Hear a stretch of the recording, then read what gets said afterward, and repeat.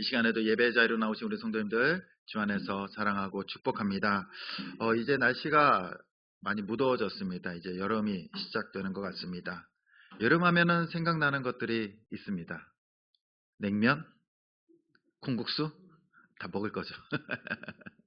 그 다음에 뭐 휴가, 뭐 바닷가, 뭐 이런 것들이 생각나게 합니다. 그런데 또 여름 하면 생각나는 것이 있습니다. 다이어트. 예, 이제 짧은 이제 옷들을 입어야 되기 때문에 이제 살들을 빨리 어떻게 치워야 됩니다. 예, 그래서 다이어트도 빠질 수 없습니다. 저는 항상 다이어트 중입니다. 예, 다이어트 중이에요. 20대 때 제가 몸이 이렇진 않았습니다. 이거보다 더 날씬했고요. 또 근육도 좀 있었습니다. 그리고 이제 배 복근도 있었습니다. 20대 때. 근데 그 얘기를 하면요, 어느 누구도 믿어주질 않습니다. 예, 본 적이 없다는 거죠. 그때 사진이라도 찍어놨으면 됐는데, 그 당시 그렇게 뭐 핸드폰 사진도 없었고, 예, 그런 것이 없었기 때문에 아무도 믿어주지 않습니다. 그래서 그때를 생각하면서 항상 저는 365일 다이어트를 합니다. 근데 365일 다이어트 했는데 1월 1일 날 제 몸무게랑 12월 31일 날 제 몸무게가 항상 똑같아요. 마음만 다이어트. 예, 좀 살 좀 빼고 운동해서 좀 이제 근력도 키우겠다라고 하는데 항상 변함이 없습니다. 매일매일 다이어트 이야기를 하지만 꼭 그런 말을 할 때마다 이상하게 그날 저녁에 맛있는 것이 나와요. 꼭. 예. 그러면요, 먹고 내일부터. 그래서 365일 다이어트를 하지만 다이어트는 항상 내일부터.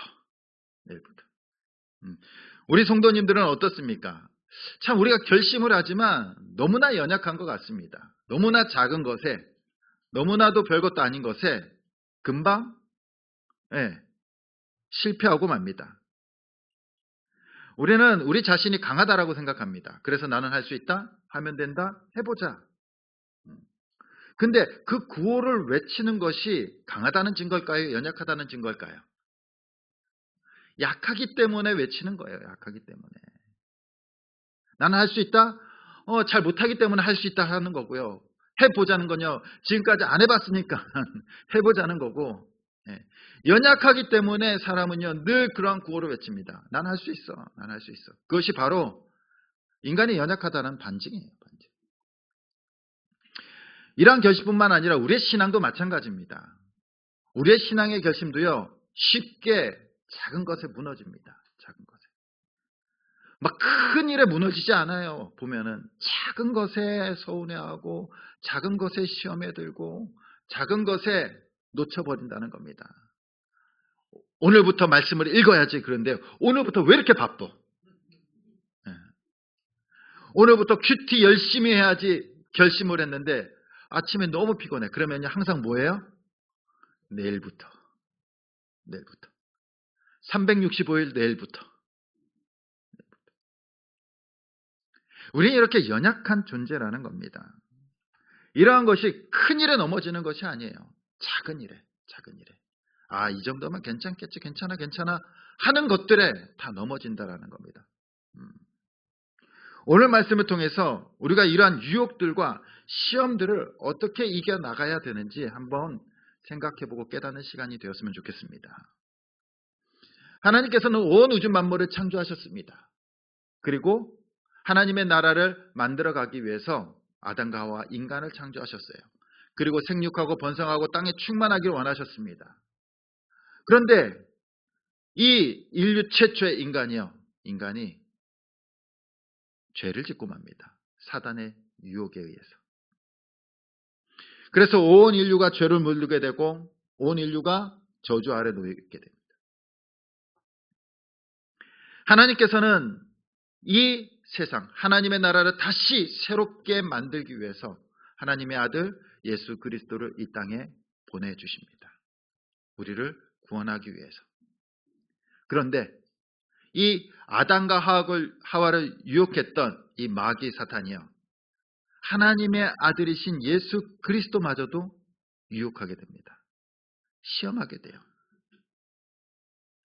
아담과 하와는 이 사단의 시험에 의해서 죄를 짓게 되고요. 하나님을 배반하게 됩니다. 저주 아래 놓이게 돼요. 또다시 이 사단은요, 예수님께도 동일한 방법으로 시험을 합니다. 예수님께서 세례 요한으로부터 세례를 받으십니다. 그리고 공생애를 시작하세요. 그 시점에 성령님께서 이끄셔서 광야로 가십니다. 그 광야에서 40일 동안 금식을 해요. 오늘 말씀해 보니까 40일 동안 금식하고 줄이셨다라고 말합니다. 배가 고프셨다는 거예요. 그것은 바로 하나님의 아들인 예수 그리스도지만 인간의 몸을 입고 오셨기 때문에 우리와 똑같이 배고픔을 느끼셨어요. 배고픔. 만약 예수님께서 배고픔도 못 느끼고 하나님의 아들이라 그리고 고통도 고난도 못 느끼시는 분이라면은 예수님께서 지신 십자가는요 아무런 의미가 없는 거예요. 우리와 똑같이 고통을 받으시고 우리와 똑같이 죽임을 당하셨다라는 겁니다. 그리고 우리와 똑같이 배고픔을 당하셨어요. 예수님께서 받은 그 고통은요 우리와 똑같은 고통이었습니다. 예수님께서 배가 고프시고 줄이셨을 때 이 마귀는요 예수님을 시험합니다. 무엇으로 시험합니까? 인간의 가장 기본적인 욕구, 기초적인 욕구를 가지고 시험을 해요. 인간은요 옷을 안 입어도 살 수 있어요. 그렇죠? 집이 없어도 살 수 있습니다. 그리고 차가 없어도 살 수 있어요. 돈이 없어도 살 수 있어요. 그런데 먹을 거 없으면요 죽어요. 죽어. 먹을 거 없으면 죽습니다. 인간의 가장 중요하고 가장 예민하고 가장 원초적이고 기초적인 그 욕구, 이 음식에 대한 욕구를 가지고 시험합니다. 뭐라고 시험합니까? 만약 네가 하나님의 아들이거든 이 광야에 있는 이 돌들 그걸 가지고 떡을 만들어서 먹으라는 겁니다. 예수님께서 과연 그 돌들로 떡을 못 만드셨을까요? 예수님의 생애를 보면요 오병이어 기적이라는 것이 있습니다. 보리떡 5개와 물고기 2마리로 장정만 5,000명, 약 2, 3만 명에 이르는 그 모든 사람들을 먹이시고요. 그리고 12바구니를 남기셨어요. 그런 하나님의 아들 예수님께서 이 광야의 돌을 가지고 떡을 못 만드시겠습니까? 아니 돌들 가지고 뷔페도 만드실 수 있을 거예요. 한 100여 가지 반찬을 만드실 수 있을 겁니다.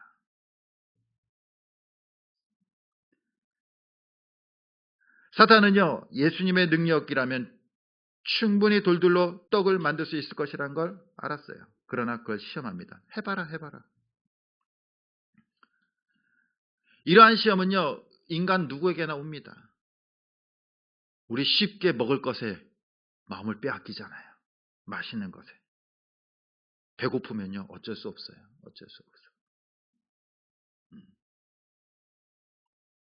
출애굽기에 보면요 이스라엘 백성들이 출애굽한 이후에 하나님께 불평합니다.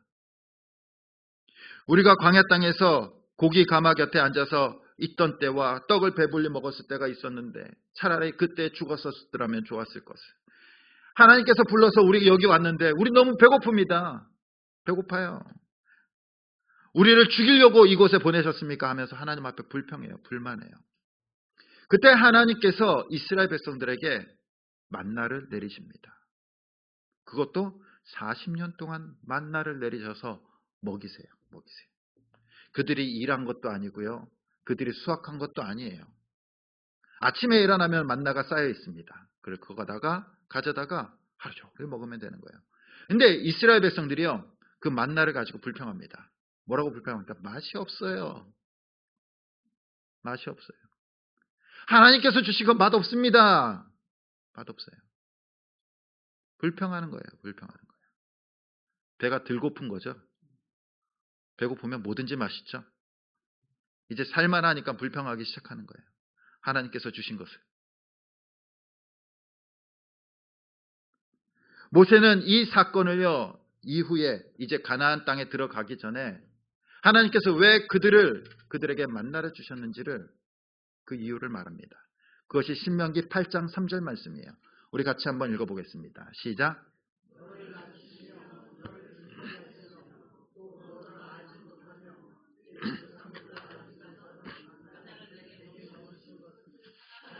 떡으로만 사는 것이 아니요 하나님의 입에서 나오는 모든 말씀으로 사는 줄을 내가 알게 하려 하심이라. 아멘. 왜 그들에게 만나를 먹이셨다라고 말씀하십니까? 중요한 것은요, 하나님의 입에서 나오는 말씀으로 산다는 것을 깨닫게 하기 위해서 만나를 주셨다는 거예요. 먹는 것이 다가 아니라는 겁니다. 정말로 그들을 먹이시고 만나가 그들을 먹고 살리는 것이 아니라 누가? 하나님께서 그들을 먹이시고 입히신다는 것을 알게 하기 위해서 주셨다는 거예요. 사단은요, 예수님을 시험합니다. 배고프지? 돌들을 떡으로 만들어서 먹어. 그때 예수님께서는요, 이 신명기 8장 3절 말씀을 인용하면서 이 사단의 유혹을 이기십니다.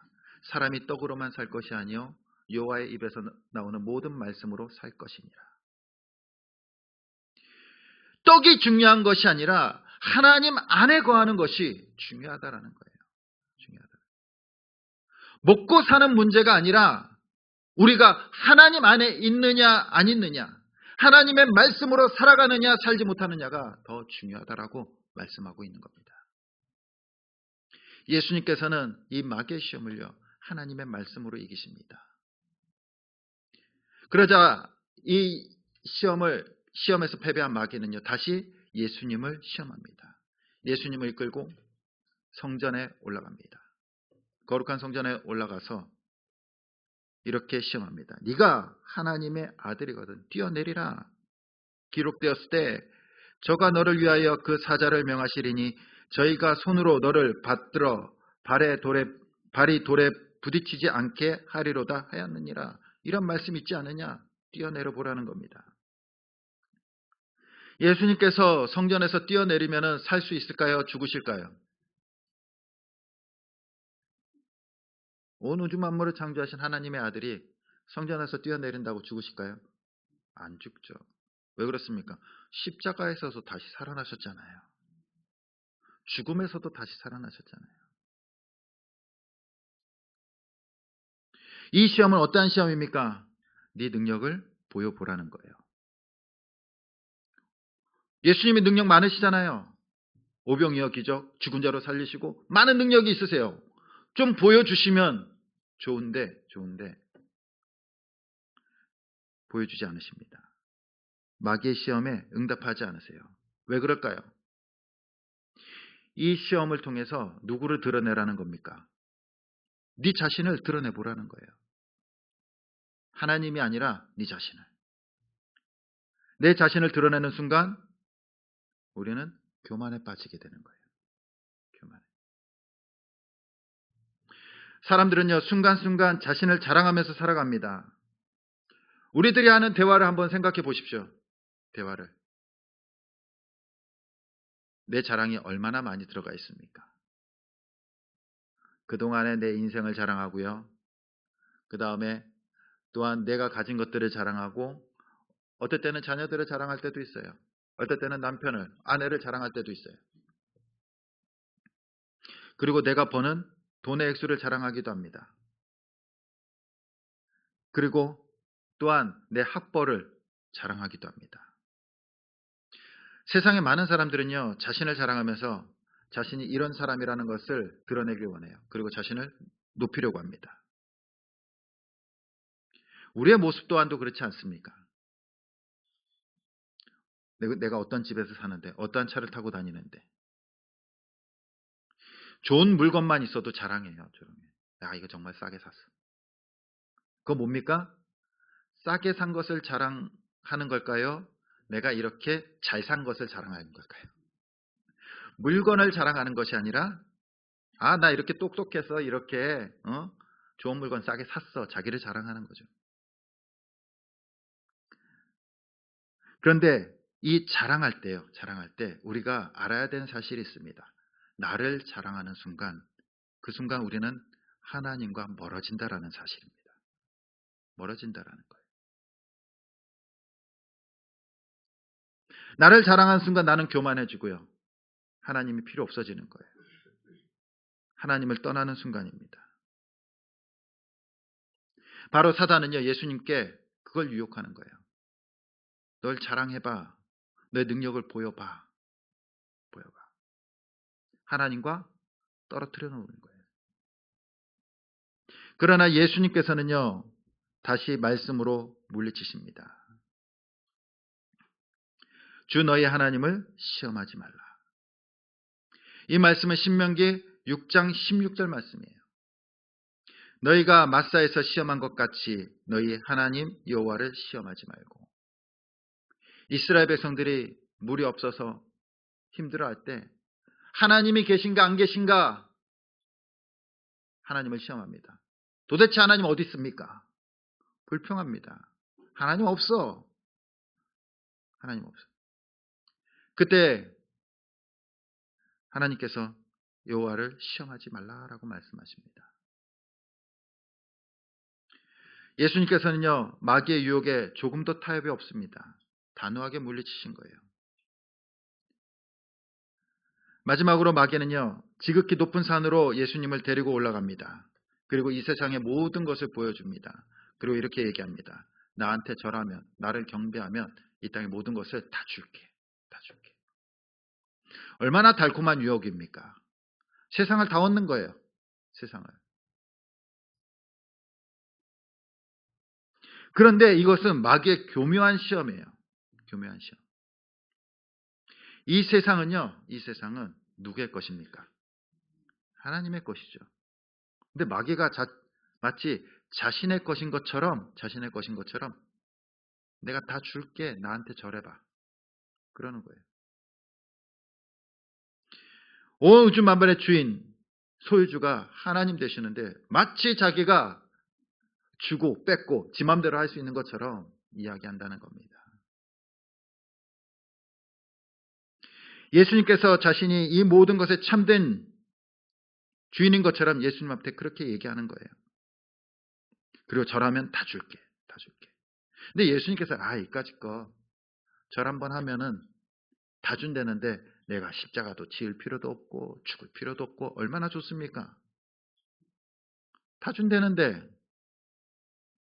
주인이 된다는데 너무 쉽지 않습니까? 편하고 쉽게 이 땅의 것들을 다 차지하는데 절만 하면 쉽게 성공할 수 있는데 하나님을 버리고 마귀한테 한 번만 절하면 세상의 모든 것을 다 소유할 수 있는데 해보라는 거예요. 사람들이라면 어떨까요? 마귀가 와가지고 유혹하는 거예요. 너 교회 다니지 마. 예수님 믿지 마. 안 믿으면 너 성공할 수 있어. 돈 더 많이 벌 수 있어. 아니 우리나라 1등 재벌로 만들어줄게. 아니면 대통령으로 만들어줄게. 네가 원하는 꿈 다 이루게 해줄게. 예수님만 믿지 마. 어떻게 하시겠습니까? 아니 네 아들, 네 자녀들 다 성공시켜줄게. 여러분들 어떤 결단을 내리시겠습니까?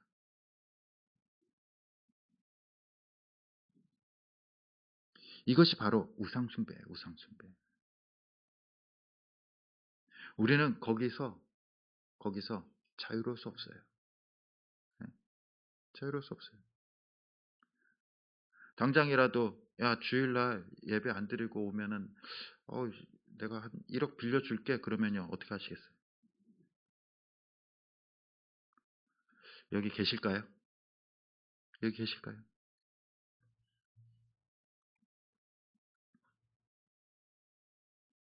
우리는 돈이 모든 것을 다 가져다 줄 것처럼 생각합니다. 그래서 돈을 벌기 위해 열심히 노력하죠. 아니면은 건강이 최고야. 건강이 최고야. 건강이 최고. 건강하면 다 될 것 같아요. 아니면 인기를 얻거나 또 유명해지면 다 잘 될 것 같아요. 그래서 우리 기도하지 않습니까? 하나님 제가 이 돈만 풀리면 다 될 것 같아요. 제발 주세요. 내가 건강만 하면은 다 될 것 같아요. 건강을 주세요. 내가 세상적으로 성공만 하면은 내 사업이 잘 되고 성공만 하면 정말로 부러울 거 없을 것 같습니다. 아니, 우리 자녀들이 좋은 학교 가고 좋은 직장에 가면요, 더 이상 원한이 없어요. 그렇게 기도하지 않습니까? 혹시? 근데 곰곰이 한번 생각해 보십시오. 정말로 돈만 있으면 다 됩니까? 좋은 학교를 가고 좋은 직장에 가고 사업이 성공하면 다 됩니까?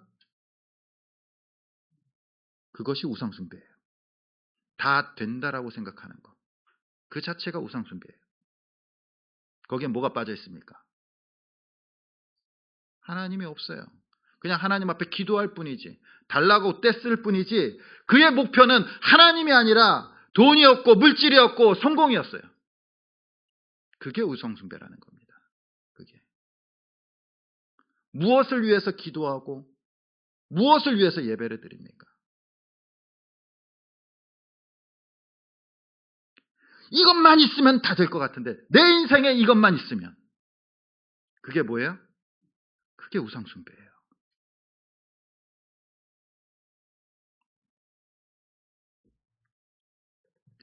아담과 하와에게도 사단이 유혹합니다. 뭐라고 유혹합니까? 저 선악과만 먹으면 너는 하나님과 같이 될 수 있어. 저것만 먹으면 성공할 수 있어. 하나님께서 먹지 말라 그랬지만 한번 먹어봐. 그럼 너 성공자가 될 수 있어. 이 세상이 네 거야. 네 맘대로 할 수 있어. 아담과 하와는요, 그냥 그것을 먹고 죄를 짓는 거예요.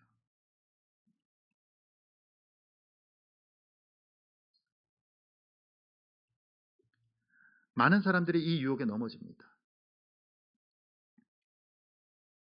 그러나 예수님께서는 이 시험을 이기십니다. 뭐라고 이기십니까? 오직 하나님께만 경배하라. 이 말씀 또한도요, 신명기 6장 13절 말씀을 인용하십니다. 우리 같이 한번 읽어보겠습니다. 시작.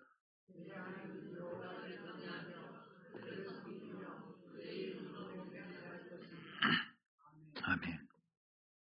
결코 예수님께서는요, 이 온 세상의 주인이 하나님 되심을 잊지 않으십니다. 오직 하나님만이 경배의 대상, 오직 찬양의 대상, 예배의 대상이라는 거예요. 자신을 드러내지 않습니다. 교만하지 않습니다.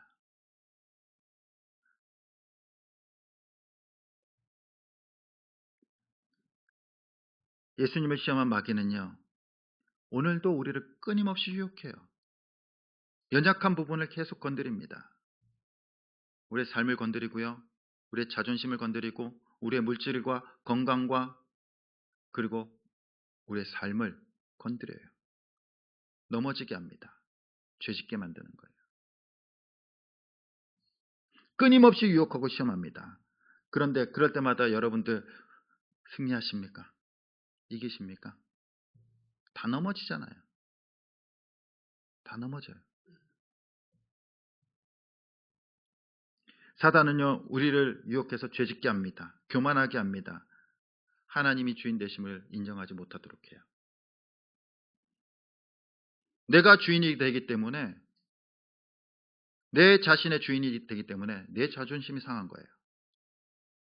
내 건강의 주인이 나기 때문에 내가 주인이 되는 겁니다. 내 인생의 주인이 내가 되기 때문에요, 내 맘대로 하고 싶어요. 내 편리한 대로. 그것이 뭡니까? 사단의 유혹이라는 거예요. 그러나 하나님의 아들이신 예수님께서는요, 이 사단의 유혹을요, 하나님의 말씀으로 이기십니다. 그래서 우리는요, 이 말씀을 들으면요, 마귀를 이기기 위해서, 시험을 이기기 위해서는 말씀을 열심히 공부하고 제자 훈련도 하고 또 열심히 배워야 된다라고 말합니다. 그래서 열심히 말씀도 있고요, 제자 훈련도 하고요, 성경 공부도 해요. 그런데 또 시험에 들고 넘어지고 유혹당해요. 왜 그렇습니까? 말씀을 잘 알지 못해서 그렇습니까? 말씀을요, 우리보다 마귀는 더 잘 알아요. 그래서 아담과 하와를 유혹할 때 하나님의 말씀을 인용하잖아요. 인용하잖아요. 다 알고 있어요. 알고 있어요.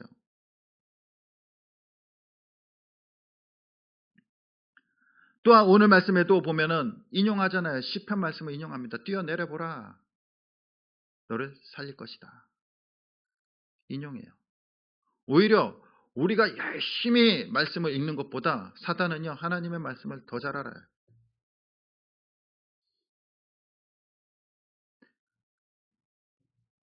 그럼 어느 정도 알아야 됩니까? 어느 정도 알아야지 말씀으로 이길 수 있을까요? 우리가 말씀을 몰라서 마귀에게 시험 당하고 유혹당하는 것이 아니에요. 뭐 때문에 유혹당하고 넘어집니까? 그 말씀 안에 거하시는 예수 그리스도를 몰라서 그래요. 주님을 만나지 못했기 때문에, 주님 안에 거하지 않기 때문이에요. 마치 말씀을 잘 알면은 이길 것처럼 생각합니다. 그건 뭐예요? 말씀이 뭐 부적인가요? 말씀이 주문인가요? 아니에요. 우리가 말씀을 읽고 공부하고 배워야 되는 이유는 사탄을 이기기 위해서가 아니라 그 말씀 안에 거하시는 예수 그리스도를 만나고 그 안에 거하기 위해서예요. 그리고 그 안에 거할 때 사탄을 이기시고 마귀를 이기신 예수 그리스도께서 우리를 대신해서 싸우시는 겁니다. 그 안에 거할 때. 우리가 매일 그 말씀을 알지만 지는 이유는 예수님 안에 거하지 않기 때문이에요. 예수님 안에 살아가지 않기 때문입니다.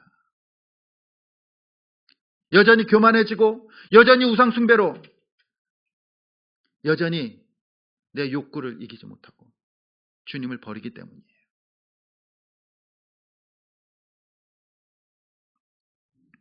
어떤 한 아이가 아버지와 함께 길을 가고 있습니다. 근데 너무나 즐거운 나머지 이제 아빠 앞으로 이제 막 뛰어가는데 앞에 큰 맹견, 대형견이 딱 앞에 있는 거예요. 무섭겠죠. 혼자 딱 뛰어가는데 으르렁거리고 있는 거예요. 근데 이 아이는요, 개에 대해서 조금 알아요. 근데 개에 대해서 조금 안다고 해서 그 개랑 싸우면 이기나요? 네? 못 이겨요. 못 이겨요. 달려들면 죽습니다. 그때는 어떻게 해야 돼요? 뒤로 가서 아빠 손잡고 가야죠. 아빠 손잡고 가야죠. 그리고 그 아빠가 그 안전한 곳으로 그 아이를 데려갈 거 아니에요. 우리가 말씀을 안다고 해서 사탄을 이기는 것이 아니에요. 말씀을 창세기부터 요한계시록까지 줄줄 외운다고 해서 이기는 것이 아니에요. 사탄은 더 잘 알아요. 아니, 우리보다 뭐 스님들이 말씀 더 많이 하는 스님들도 있어요. 그런다고 유혹에 이깁니까? 아니에요. 중요한 것은 말씀이 이기는 것이 아니라 말씀 안에 거하시는 예수 그리스도 안에 우리가 있을 때, 그 안에 거할 때 주님께서 싸우시고 이기시는 겁니다. 그리고 우리는 그 안에 거하고 그 예수님을 붙들고 살아가는 거예요. 붙들고 살아갈 때 이기는 거예요. 자칫 잘못하면 말씀의 지식이 이기는 것처럼 생각한다면요, 그것 또한도 잘못된 우상숭배가 될 수 있어요. 우리가 매일 큐티하고 또 말씀 읽는 것은요, 우리의 성경적 지식을 키우기 위해서가 아닙니다. 큐티하는 이유가 뭡니까? 이 하루 정말로 주님과 함께 살아가기 위해서예요. 주님 안에 거하기 위해서. 우리는 죄를 이기지 못합니다. 얼마나 연약합니까? 우리의 지식으로 그 사탄을 이길 수 있을까요? 못 이겨요. 못 이겨요. 그 사실을 우리는 인정해야 돼요. 인정하고. 주님만이 우리의 구원자 되시고요. 주님만이 우리의 안내자 되시고 주님만이 우리의 보호자 되시고 우리의 주인 되심을 인정할 때 우리는 그때서야 주님과 함께 승리하는 삶을 살아가게 될 줄 믿습니다. 우리에게 있어서 가장 중요한 것은요, 주님과 함께 살아가는 겁니다. 이 시간 우리를 위해 이 땅에 오셔서 고난을 받으시고 시험을 받으시고 이기신 예수 그리스도와 함께 살아가길 소원합니다. 그리고 하나님의 아들이신 주님을 만나고 주님 안에 거함으로 주님과 함께 그 영원한 승리를 얻으며 살아갈 수 있는 저와 여러분들 될 수 있기를 간절히 주님의 이름으로 축원드립니다.